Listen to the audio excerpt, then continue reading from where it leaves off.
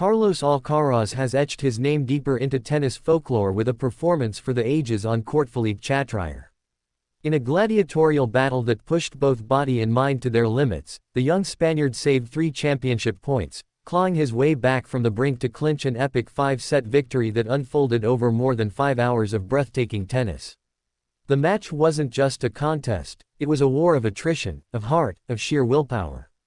Each rally felt like a chapter in a novel, each point fought like a final. The tension inside Roland Garros was electric, the crowd swaying emotionally with every shift in momentum. Alcaraz, who has built a reputation for never giving up, summoned everything he had, and more. With the clay of Paris still on his shoes and the roar of the crowd echoing in his ears, Alcaraz now sets his sights on the grass season. The ATP Tour rolls on, with the spotlight shifting to the prestigious ATP 500 events at Queen's Club in Halle. These tournaments are not just warm-ups, they're tests. They're battles. And they're a springboard toward one of the biggest stages in sport, Wimbledon.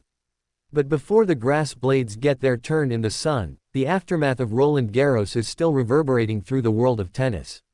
The new ATP rankings have just dropped, and as always, they bring with them a fresh sense of drama, surprise, and narrative. One of the most notable shifts sees Novak Djokovic finding himself in a new position among the top 10. The Serbian legend showed vintage form en route to the semi-finals in Paris, delivering masterclasses of controlled aggression and mental poise. Yet even a man who has broken record after record couldn't withstand the unrelenting force that is Jannik Sinner. Sinner was like a machine in that match, relentless, precise, almost surgical in execution. He didn't just play well, he dominated. Djokovic fought valiantly, pushed himself to the edge, but the Italian's momentum was simply unstoppable. Taylor Fritz, the American bulldog with a booming serve and fearless attitude, also finds himself reaping the benefits of a consistent clay court campaign. He moves up in the rankings, inching closer to the sport's elite. Fritz has long threatened to break into the upper echelon of the men's game, and now, he might be closer than ever. It's not just about the rankings, it's about the message they send. Every number tells a story. Every jump or drop reflects weeks and months of sweat, struggle, and triumph. For Djokovic, it's a sign that the torch may be starting to pass, though he's not giving it up without a fight. For Fritz, it's validation. For Sinner and Alcaraz, it's confirmation. The new era isn't coming, it's already here. Alcaraz's win in Paris wasn't just a tournament victory. It was a declaration, a signal to the world that he's not just a promising young talent. He's a gladiator, a champion, a man capable of turning despair into destiny. As the grass season looms, all eyes now turn to Queen's and Halle, where the world's best will sharpen their games on the fastest surface in the sport. The transition from clay to grass is one of the toughest challenges a player faces. Timing changes, movement shifts, the bounce is unpredictable, and yet, it's on this unpredictable surface that greatness often reveals itself. Wimbledon awaits just around the corner, that hallowed turf where legends are made.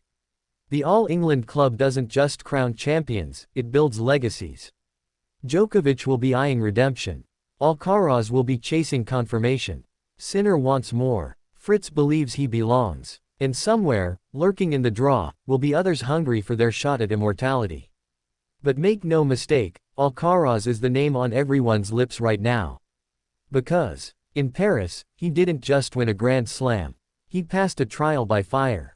He faced defeat, stared it down, and emerged stronger. This was the kind of match that inspires the next generation.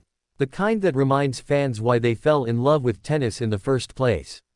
The kind of story that echoes for years. And when the ATP rankings landed, it became clear, the chessboard is shifting. The king is still standing, but the knights and rooks around him are gaining strength. Djokovic remains dangerous. His aura hasn't faded. His skills remain sharp. But now, there are more players who believe, truly believe, they can take him down. Sinner's rise has been methodical, calculated. He's not flashy, but he's brutally effective. His composure at Roland Garros proved that he's no longer the future, he's the now. Fritz, often dismissed in the past, is forging his own narrative. One of resilience, of American grit. He's bringing that California confidence to the European circuit, and it's starting to pay dividends. Meanwhile, the clay season ends with a bang. Roland Garros delivered everything it promised and more. Tears, sweat, heartbreak, glory.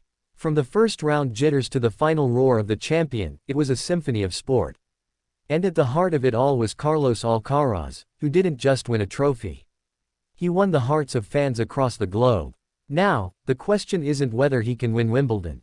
It's who can stop him. The rankings tell a story of movement. But the courts will reveal the truth. And if Paris taught us anything, it's that no match is over until the last point is played. 3 championship points came and went. Alcaraz never blinked. He held his nerve, played his shots, trusted his training. Now, with the ATP season moving forward at full speed, there's only one thing we know for sure. Tennis has entered a new era, and the new kings are ready to rule.